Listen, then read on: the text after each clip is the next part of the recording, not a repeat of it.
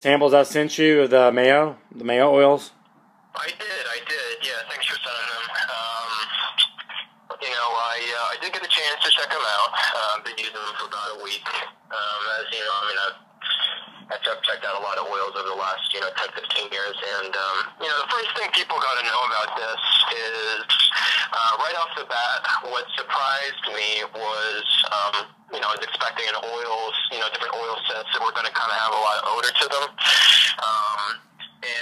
I know that they say, that they're low pressure, low temperature.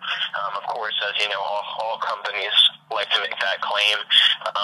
But you can always tell when you smell an oil and you use an oil if that's really the case. So here I was expecting basically to smell a lavender, to smell a frankincense, whatever it was, that was going to be, very poignant, sort of intense smell to them, like most oils. But I was surprised. It was like kind of right off the bat. It was very mild. And that's usually a sign that we're dealing with heavier constituents, and they're getting a lot more. Did you put it in your diffuser, or how did you what did you do? I've been doing this for a long time. I mean, first off, I can tell just by rubbing it on my hands and just by smelling it. But yeah, I also put it in my diffuser.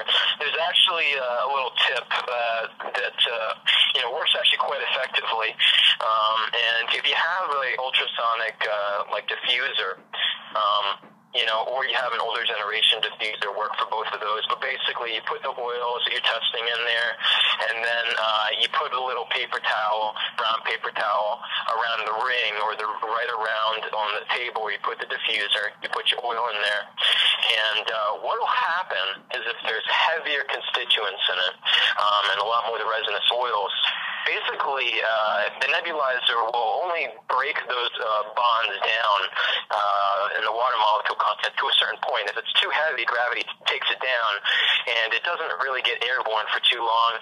What you see is like the classic oily ring right around where the diffuser is on the table, and that ends up on the paper towel. If you have a lot of these other oils that usually aren't low pressure, low temperature, despite their claims, you're dealing with a lot lighter constituents, and you won't see any real oily particles or anything that's dropped onto the paper towel. So it's actually a really easy kind of do-it-yourself test I kind of created or kind of stumbled across. What did you think of this? What did you think of the smell? Like, just say lavender, compared to other lavenders. Well, that's what I was saying right off the bat. I was kind of expecting this, intense lavender smell, which normally hits you immediately. You open most oils. It was very mild. It was kind of, I don't know if you've ever been to a lavender field. I mean, I used to travel around to all these different places on site where different oil manufacturers, they have their farms or whatnot. And, it's kind of like walking in through a field. Of course, most people probably who listen to this won't have any idea what that's like. They're living inside and they're indoor environments all the time. Never get a chance to go out in nature, all that kind of stuff. But it smells like that. It's a very natural smell. Let me give you an analogy. It's like grass. If you ever have your lawn mowed, it has a very sort of earthy, mild smell to it. Versus this real intense lavender smell. When you open up a bottle of most lavender, for example, and you use it, most people walking into that room are going to be able to smell that lavender. And not everybody likes that, of course. But with this one, this is definitely not like not a fragrance type of lavender.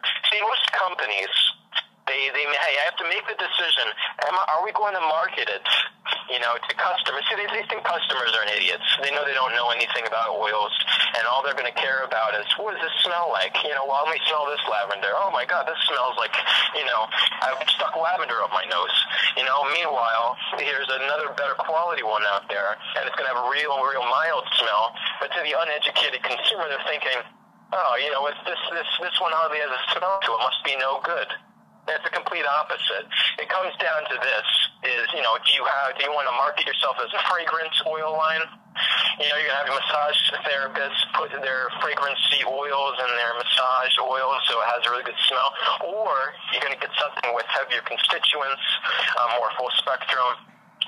What did you think of like the lemon and the Well, sandalwood. What did you think of the other ones besides lavender? I mean, you got the whole kit, right? I have my kit right here. Like I've smelled all of them too, but like I'm just trying to see. Like I'm gonna see if, like I'm not telling you what I thought. I'm trying to see if what you're saying is gonna match what I'm gonna say. So I'm not want to, I'm just okay. But go ahead. What'd you think of like the sandalwood, or just what'd you think of the lemon? What'd you think of the lemon? Lemon's one of those products that is. Did you try it on the balloons yet? I did. Yeah, I did. Or what about the styrofoam cups? Because I know you didn't have it when we did the other tests. Yeah, I actually tested on a few different things, Did it eat? How? Lemon is one of those cheaper oils to manufacture. So, but here's the thing: is it's really a cheap oil to make smell like lemon. Basically, there's a lot of companies that are getting away with pretty low grade lemon oil because as long as it smells like lemon to the consumer, they're going to go with it. They're going to think it's working. But you can actually tell a lot about those simple tests that you did, believe it or not. So you can, what I did test, and I tested on a different type of compound besides just the styrofoam and the rubber. There's another type of compound that they used for cleanup. Let me. Okay, go. It did eat through it. Let me finish. It definitely did eat through a little bit faster, the material. The only way something's going to eat through, one of these materials a lot faster, it's a chemical reaction basically that takes place, is if you're dealing again with more heavier resinous oil content from the lemon. And it absolutely is a scientific, test to actually time how fast some of these compounds degrade other sort of compounds. Cool. All right.